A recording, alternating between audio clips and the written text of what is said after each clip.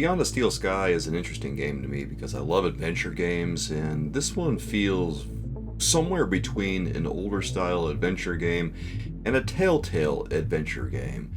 And Telltale games, by their nature, are a little bit simple. I've lived a simple life. You poor thing. But this one doesn't feel as simple.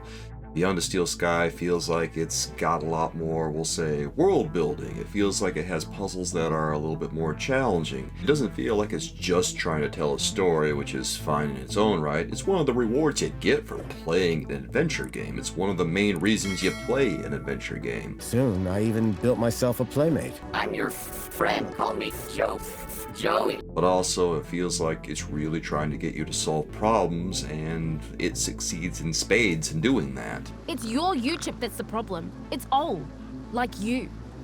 I enjoyed Beyond the Steel Sky's world building so much that I felt like I could spend hours in it just walking around, interacting with things, talking to characters, seeing what you can do, because it's so fun to see what little touches they put on the game. And when you have all those little touches, it really feels like a throwback to the old style of adventure games from, yesteryear. Because, back then with text parsers and point-and-click adventure games, you could interact with a lot of different things. You could have a lot of little Easter eggs here and there that throw you little surprises, and that's nice to see here. And it makes sense that it would do that because, it's designed by the same company that made Broken Sword and the original Beneath the Steel Sky back in the 90s. So in a sense, the same people that made those games made this game. So it's kind of nice to see that old touch being applied to a modern video game. You really miss some of the qualities of those old games because those adventure games had things that you just don't see these days. They make things a little easier nowadays.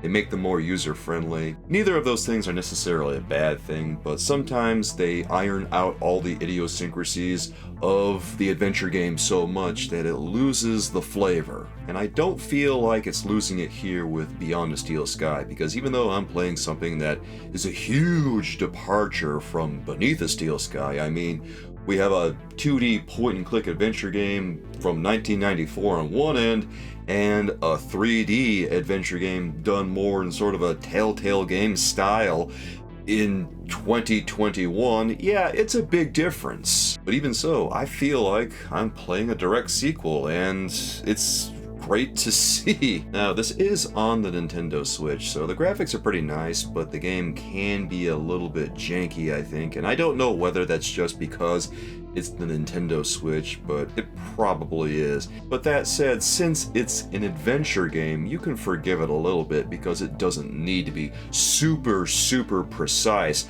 like some other games need to be, like platformers and action games and such. You're problem solving, you're interacting with the world, you're getting storytelling rewards. It doesn't need to have super precise controls, right? So it's a little rough around the edges, but I think overall it's worth playing on Nintendo Switch and experiencing the grand world building, which the scope of it is kind of surprising to see. I really was taken aback when I fired this one up and started playing it. And then the voice acting is really nice too. Good to see you.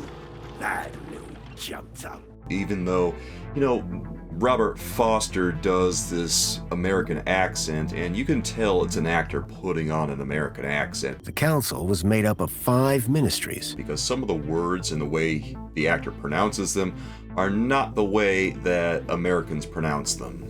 Piles of metal cans were crushed into one compact cube of aluminium. But the voice more or less sounds like how he does in the 1994 game, so they got the job done. It's pretty good overall, I'd say. I don't think that we would get away with it a second time. If you have a Nintendo Switch and you're looking for a good adventure game to play, blow off some steam, because that's what I love adventure games for. I love to just be able to relax, have fun, enjoy the story, be able to think instead of having to focus on reflexes all the time. Blah, blah, conspiracy, blah, blah, giant dog.